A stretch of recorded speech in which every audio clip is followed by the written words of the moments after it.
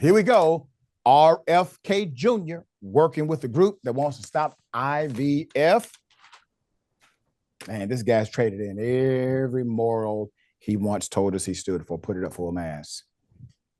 I mean, I told you. I said with one compromise will come another. I said that when we first started to see the crack in the ceiling with this guy.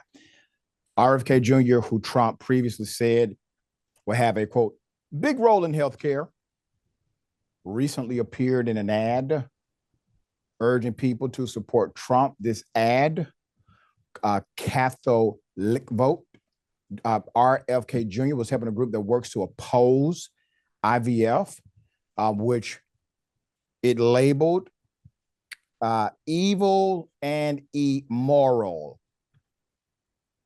The organization's president has appeared in right-wing media outlets, including Fox News, Newsmax, Steve Bannon's program.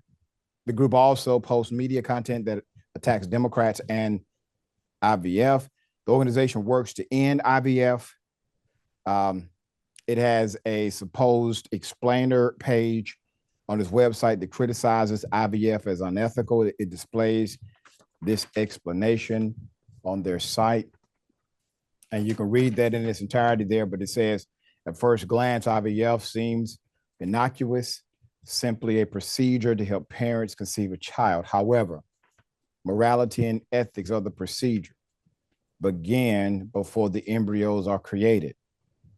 To help stimulate egg production, women have to take various steps to increase the fertility of their eggs and facilitate ovulation, et cetera, et cetera. I thought these guys liked life. They really got to make the minds up here. So the page adds, during fertilization and implantation, embryos that are considered to be unviable are either discarded, used for scientific research, or frozen indefinitely.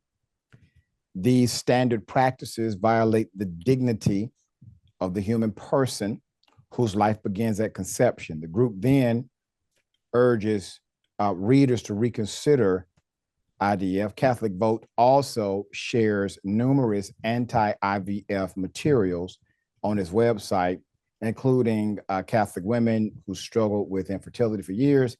IVF is not the answer, according to their title. In one piece, CatholicVote attacked former First Lady Michelle Obama for promoting the use of IVF. One section of the piece was titled, "Suffering Leads to Evil, Means to Create God's Children." The piece added, IVF is an immoral process which treats humans like cattle and often ends in their deaths. It is interesting to me, the concept of life by conception, because none of these groups who support that will support child support being allocated to the father at conception. But if life begins at conception, why do you split hairs on that? Why is the child not 9 months old when the child is birthed, if you believe truly that life begins at conception? And where's the biblical congruency of life at conception? Because you can't find it in the Old Testament, and you won't find it in the New. It is not there. As a matter of fact, according to the scripture that you utilize to undergird your doctrine, it is contrary to that. You can easily find that in the book of Exodus and in the book of Deuteronomy. All right, Sharon, thoughts here.